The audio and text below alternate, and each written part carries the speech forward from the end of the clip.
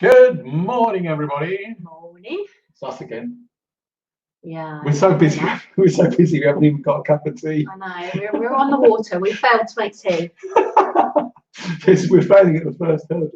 Drop in for a cup of tea. Not us, obviously. We don't get a cup of tea. You know. That's because we've had multiple meetings already Well, this yeah, morning. we've already had one. But it's been interesting meetings this morning, actually, haven't they? Nice. Yeah. I think everybody's feeling more like we've got all plans coming together. So that's good news. You're going to give me reassurance about that. Reassurance. So, theme is everybody stop for a cup of tea. See what we can do for not be quite so worked flat out. Stop at 11 o'clock, have a cup of tea, have a biscuit, or have a glass of water, as I've got today. Cheers. And then we'll bring in a special surprise guest every day to provide some entertainment. Well, that's because we're only of limited entertainment, just you and me. Well, I don't know. I think. No, believe me. This is what we need people who are actually entertaining for. So, today's surprise guest is, drum roll, Hannah White. Good morning, Hannah. Hey, good morning. How are you? I'm good. I was just sitting there thinking, how entertaining am I? Not quite sure. Well, good. I can already see you've got numerous guitar pedals and amps set up behind you. And this is my survival kit. Yeah, have you been doing some live broadcasting? We've done 2 live broadcasting, and then we've done, because my band are based in Norway, conveniently. Okay.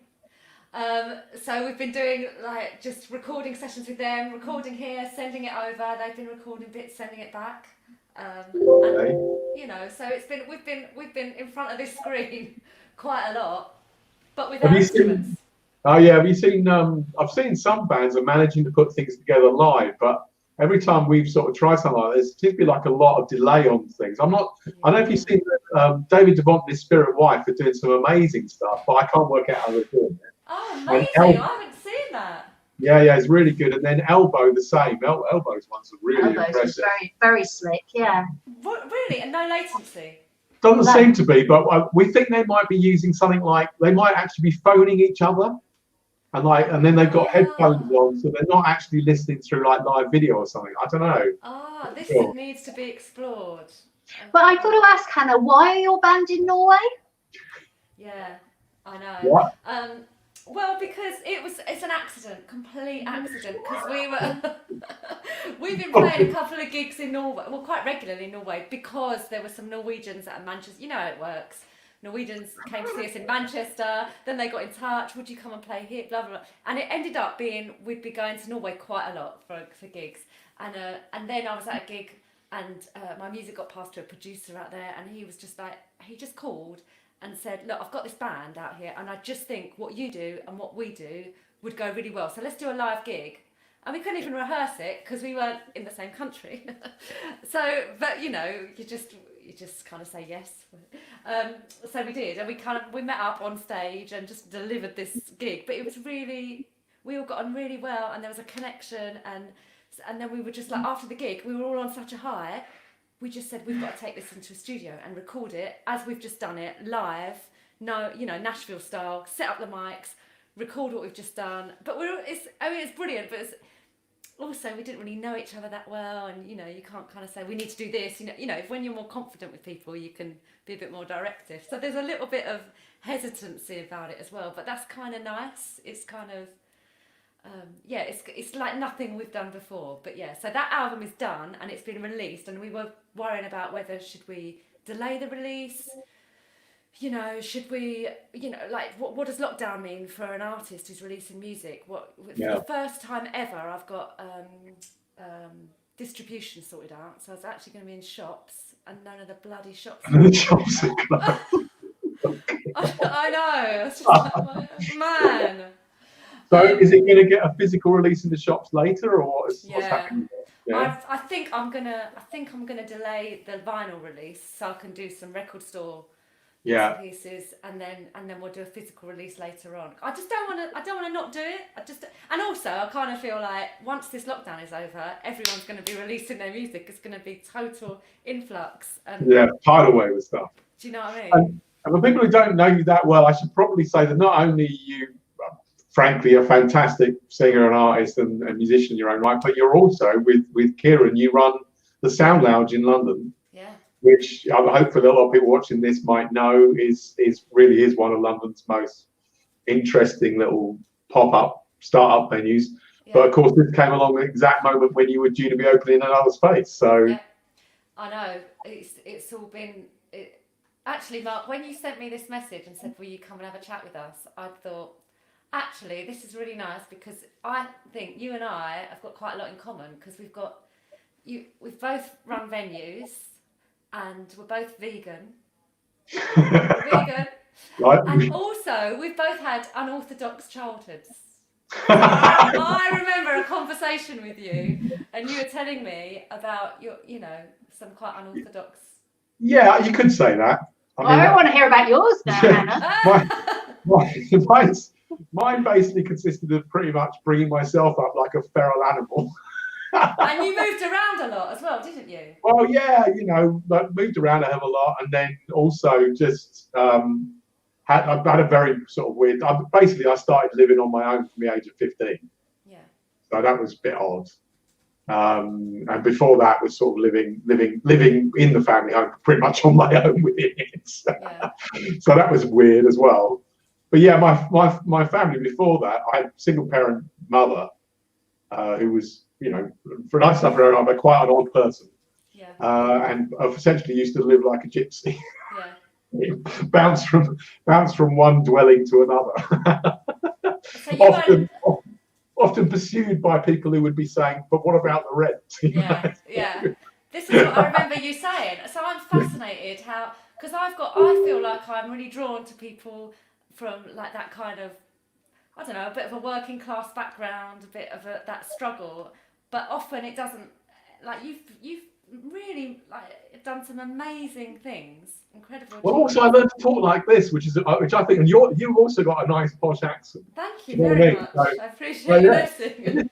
So everybody always goes on about the working class this, the working class that. I mean, at the age of that, you said this, couldn't understand what I was saying. You know what I mean? So I love it. It's home. Yeah, it's funny, isn't it? How the way you speak is a key thing. Yeah, key thing, and I think also the work we do, it really helps that me and Bev both have a certain sort of cut glass accent. Well, I wouldn't say it's cut glass, but you have a tendency to say, what is it? Bath and path and grass. Yeah, you can't say bath. I can't say it properly. I can say it perfectly well for Yorkshire, which is where I come from. Just for the sake of in song. Also, Bev, in song, it's much better, isn't it? So, like, yes, what's a bath and a path? Yeah, it doesn't sound as good, does it? I wish to object. I don't believe the song Divine Comedy Bath would sound at all the same if it was Bath. I think at the point that we're disagreeing about something, I think that's probably a really good point to have some music. Yes. So, you got a song lined up for us? Do you know what I'm going to sing? No, you don't. But I'm going to sing. I'm going to try this microphone. All right. Tell me if the sound is shit. I shouldn't swear, it's too early. I'm going to sing the song that I wrote after. It's my Brexit song. All right then. Well, this could be entertaining. Okay. We're going to step out. We're going to step out. So we can enjoy Look, there's no abuse of any, it's a gentle bereavement song. That's what it is. All right. We'll leave you there. Be back afterwards.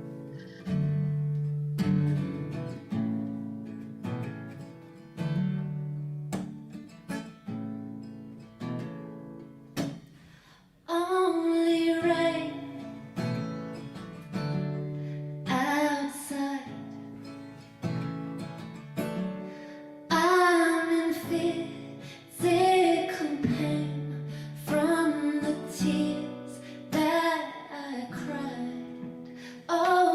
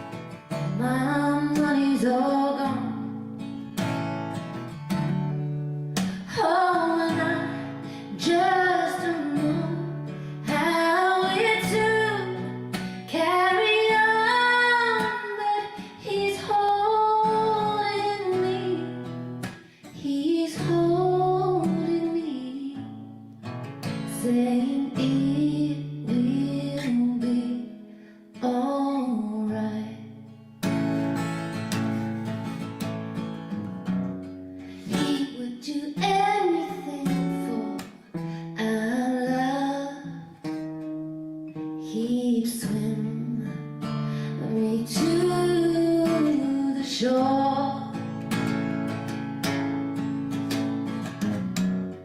He would go anywhere fighting for our love. When I can't do fighting anymore, oh, my children, they cry before school, where they learn to divide, to compete and be cruel. My neighbors, they do nothing but fight. Every night I hear cries as I turn out the light, but he's holding me, he's holding me, saying it will be alright. Oh, he's holding me, he's holding me, saying it will be alright. Oh, mic falls. Hey! Yay! Not an uplifting one, but. That was lovely. Oh, thank you, Bev. Thank you. Awesome. Thank you, thank you. So, well, I'm a bit silenced I was by going to say, that. I'm a bit emotional now. Oh, that's really. Oh, well, thank you. I really enjoyed that. Thank you so Thank much. you. No, thank you. Thank you. It's getting loads of applause on Facebook, needs to say. Oh, that's really nice. I'll go on Facebook afterwards and check the comments. Check I'm not them all very good out. at doing this. Can you do that thing of like doing the talking and checking the comments and I've got the phone down here, the computer up there, That's and another it. thing over there. So You need 20 like mechanisms, don't you? So, Hannah, what else are you up to then in this strange period of time? Are you having more time for your music, or are you just like keeping all balls in the air with the venue? And what are you doing? All of it. Like everyone, you know, we've got kids. I mean, they're not little, but I've got 2 teenagers, so trying to just talk to them and get them to talk to me is so that, and obviously the sound lounge. And I've got to say, this isn't just because we're here live with you and you're nice people. I can't speak highly enough of what Music Venue Trust, Music Venue Alliance are doing for the sector, because it's not, you know, obviously we've got our worries about our venue, and 600, 700 venues out there are worried for their own livelihoods and their own little communities. But actually the bigger picture is the sector, and if there are no grassroots music venues, there's just there's no, where do artists go? What do we do? What happens to culture and music? Where does that leave us? And it leaves us nowhere. And so there's the economic, cultural, it's just massive. It's so massive. And what you're doing is holding on to all of that. And I love how, you know, even venues are falling apart, people's lives are falling apart, and they're not getting back to you. I know that, but you're not letting go of them, and you're not losing faith in them, and you're not going, oh, stuff them. You're still there, and you're going to be, and I think it's amazing what you've achieved so far. I've got so much hope because of what you two, just 2 people in Barcelona are doing. And that's really lovely, Hannah, but it's not just us. There's a whole community around us. You know, we've got an amazing team, and we've got a bigger team, as you know, now. Yeah. Because we've been able to, I mean, at the time that people are laying people off, we've been so lucky that we've raised money in order to recruit more. And so, you know, the team is bigger, but it's not that. It's also the wider community, you know, it's the venues, it's the artists, it's the supporters of the work we do. And actually, I do think that Music Venue Trust, the Music Venues Alliance, and everything is a really good demonstration of passion and willpower and stubbornness. And I think that there's you know, we've all got a lot of fight in us yet. So it's very much a collective thing. But of course, the artists are so important within that as well. Yeah. And that's what we all keep coming back to. And you know, I think for every single people in grassroots music venues, some of them are artists like yourself, but those that aren't actually artists, it's still largely about the artists. Yeah. It is, and about the music, isn't it? They're passionate people about music. So, you know, that's what bonds us all, and so that's what we're all going to carry on working for. It's amazing. It's amazing, you know, and your vision and your stubbornness. Stubbornness is very underrated. Yeah. No, it's really appreciated, and I think you've achieved great stuff already, and I know there's going to be more. But yeah, so but to answer your question, we've been working out a strategy for the Sound Lounge. How do we deliver what we always wanted to deliver, which is culture and community for people online? It's not easy, but we've been working out plans, and that some of our supporters, you know, who've got skills beyond our own, like who know stuff, have been in touch and trying to help us devise a plan. So we're doing that, and we're going to be delivering the events, at least our regular events, and guests. Not quite nailed the collaboration in real time yet, but Still working on it. Yeah, we're going to be working on that.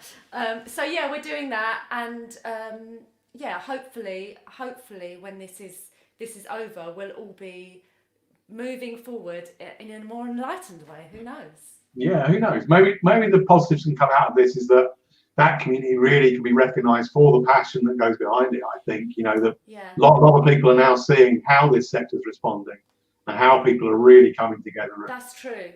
And I think maybe we get dragged into the public light as, okay, you know, you got your stadiums and you got your festivals, but actually look in your local community and look at what's going on there, and you'll see. I mean, I don't know about you, but I thought that performance deserved to be headlining Glastonbury. Oh, and I'm a woman. Yeah. Exactly. Right. Oh. I think we should probably leave it on that point, shouldn't we, Hannah? Have you got another song in you? If we asked another one, or have you? I don't know. Well, no, do you know what? Well, let's leave it. Why don't we say, if this carries on for several weeks, we should have Hannah back. I would love that. I would really love that. Thank you. Then that will give us another one to look forward to at some point when you're ready. Thank you. Yeah. Okay, listen, and everybody keep strong over there. We're going to get there, you know it. We will, totally will, and we're with you. Right. Lovely to see you, Bev. Thank you. Bye. See you soon. Bye. Okay, so that was the 11 o'clock show, the Elevenses show. What was it? The 11 o'clock show. The 11 o'clock show was on TV. There was a lot more swearing in that, wasn't it? It was. Yes. So, we better get back to work. Yes. Well, I definitely want to go back to work, and I promise that tomorrow I'm going to have a shave as well before coming online. And we might make a cup of tea as well. Yes, we're trying to arrange enough time for a cup of tea. Okay, see you all tomorrow. There's another surprise guest tomorrow. If you want to follow Hannah on Facebook, her thing's scrolling across the screen now. Facebook.com, Hannah White Music. I think that's well worth a follow. I don't know about you. See you all tomorrow. Bye. Bye.